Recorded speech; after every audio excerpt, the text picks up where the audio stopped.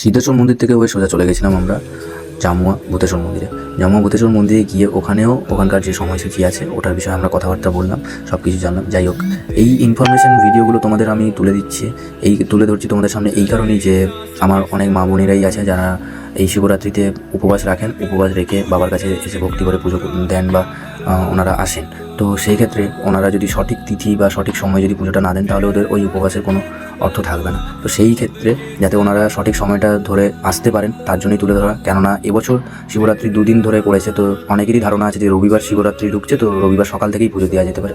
সকাল থেকেও পুজো দেওয়া যেতে পারে, ওটা আপনার নিজস্ব ইচ্ছের ওপরে। কিন্তু যদি কেউ বিধি মেনে পুজো দিতে চায় তাহলে সঠিক সময়টা হচ্ছে রবিবার বিকেল 5টা 4 পর থেকে সোমবার বিকেল 5টা 34 অবধি।